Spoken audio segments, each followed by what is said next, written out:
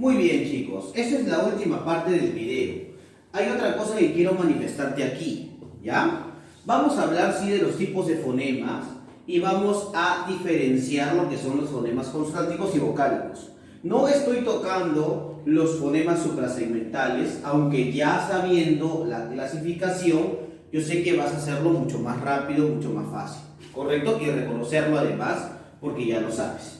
Mira, en tu libro tienes un cuadro inmenso, grande, ¿no es cierto? Donde hay que poner casos en los cuales, ¿no es cierto?, utilizamos, ¿no?, cada fonema en un sentido determinado.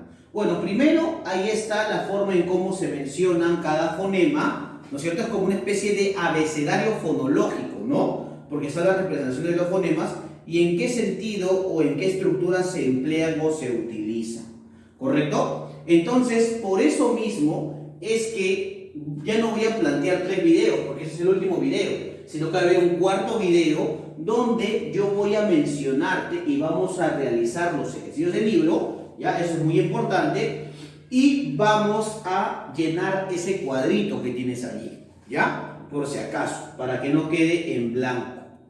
He estado viendo, el día de ayer, chicos, me he quedado revisando tareas, ¿no?, de lo que ustedes están enviando. Y voy a darle una sugerencia de dirección, ya que me estoy dando cuenta que les están dejando tarea casi todos los días, ¿no? Y de hecho se está acumulando en el Classroom el hecho de revisar las tareas. Yo ayer he podido revisar las tareas de las 2 semanas, pero si bien es cierto, a ti te quedan de alguna u otra manera ejercicios que debes realizar o hacer, ¿no? No me parece, digamos, correcto que todos los días tengas tareas, ¿no? Porque digamos se acumula, ¿no? Se acumulan los ejercicios. En todo caso, toma este tema como una especie de ensayo, en el sentido de que sí, vamos a dejarte ejercicios, pero practícalo. ¿Para qué lo vas a practicar? Para el examen, pues, porque de acá a unas semanas, porque esa sería la última semana de los videos de este mes, y ya la siguiente semana sería el repaso, ¿no? Y ya la subsiguiente semana serían los exámenes. Entonces, trata de tomar esto como un refuerzo, como un reforzamiento, ¿ya? No te vayas a, digamos, no te vayas a estresar, ¿correcto?, con las tareas que te están dejando, ¿ya? A ver, chicos, vamos a hablar de los tipos de fonemas. Como te había explicado, existen 2 tipos de fonemas. Acá vamos a señalar los tipos de fonemas los tipos de fonemas segmentales. ¿Por qué se le llama segmentales?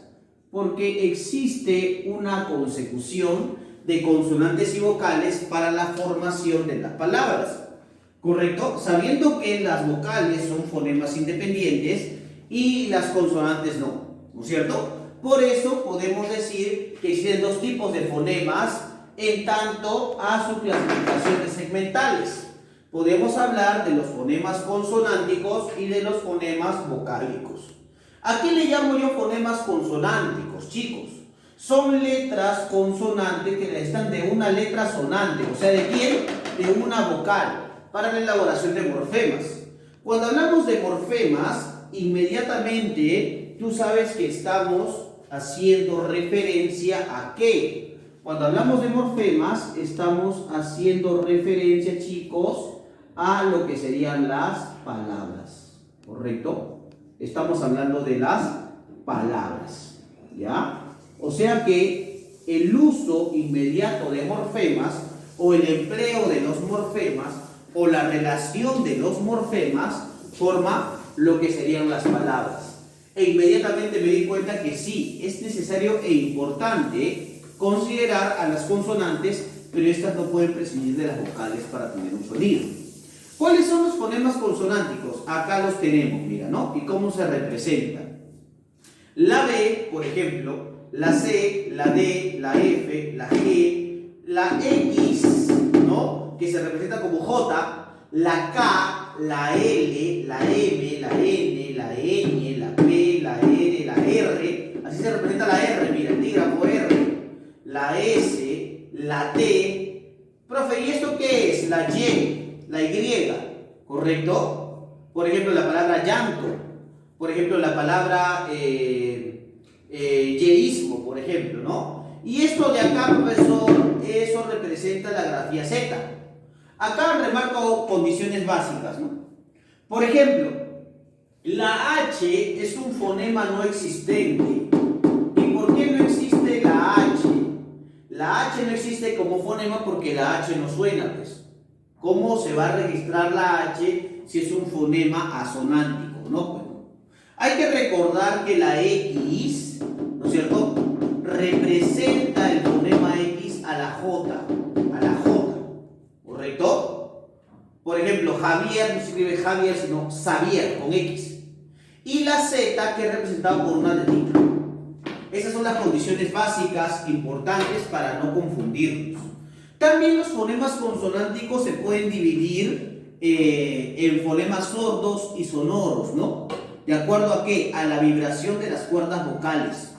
Es importante recordar que la clasificación de los fonemas tiene que ver con el uso de la lengua, con el uso de alguna u otra manera de la laringe y con el uso de los dientes, de los labios, ¿no es cierto? Y de los alvéolos, ¿no es cierto?, de las paredes de la boca, por si acaso, ¿ya? Entonces, por eso existen fonemas por el punto de articulación, por eso existen fonemas, chicos, por el punto de entonación, por eso existen fonemas sordos y sonoros, pero eso no lo vamos a ver aquí, porque recién estamos introduciéndonos a este tema, ¿ya? Es un tema bastante complejo, por eso es que estamos viendo primero su clasificación, primero sus fenómenos y cómo las palabras también se pueden separar según las condiciones fonológicas, ¿no?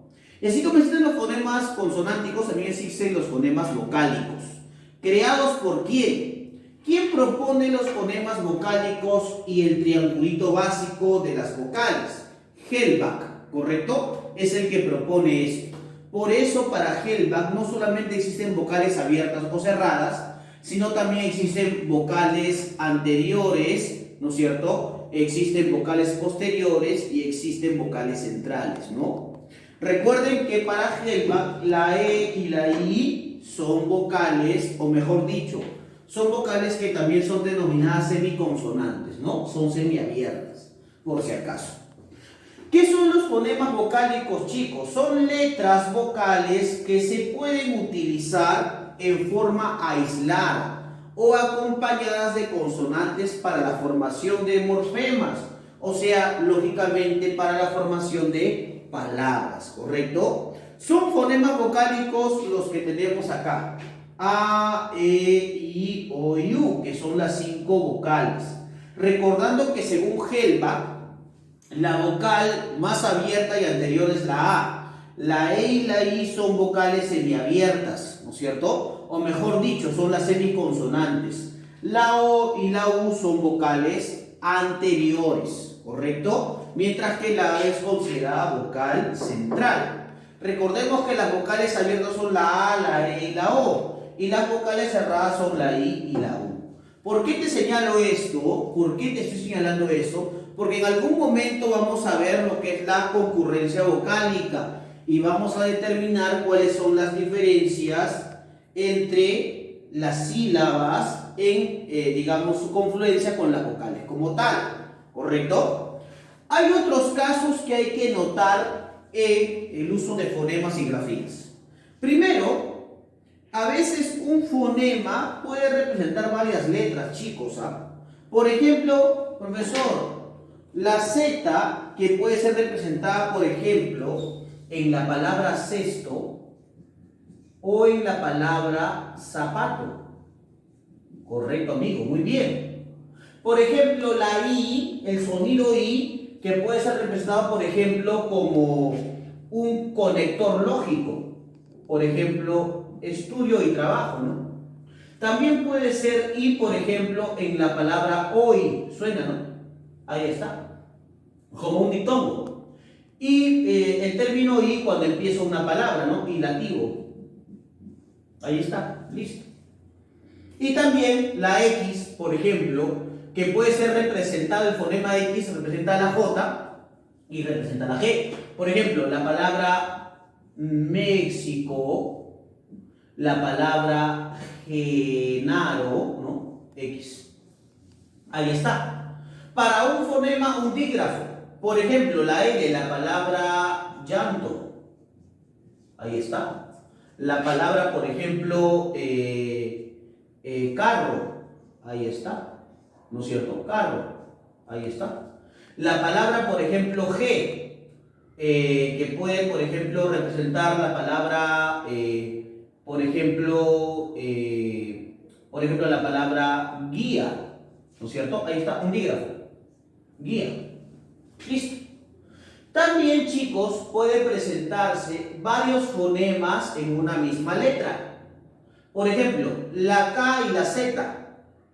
Por ejemplo, puede ser acá, por ejemplo, la K, por ejemplo, de kilo, ¿no es cierto? Y también puede ser, por ejemplo, la Z, ¿no es cierto? De, por ejemplo, la palabra zoológico, ¿no es cierto? Ahí está. Por ejemplo, varios fonemas, una misma letra. Por ejemplo, la palabra, por ejemplo, la palabra G y X. La palabra, por ejemplo, Javier. Y la palabra, por ejemplo, Genaro. Ahí está. Y la palabra R y R, por ejemplo, la palabra ratón. Y la palabra carretera. Ahí está. Listo. Y finalmente, dos fonemas juntos, una sola letra. Por ejemplo, la K y la X. Por ejemplo, en el término o en la palabra examen. Ahí está, suena como K y X, ¿no? O por ejemplo, la palabra tóxico. Tóxico, ¿no es cierto? Suena como K y S. Ahí está.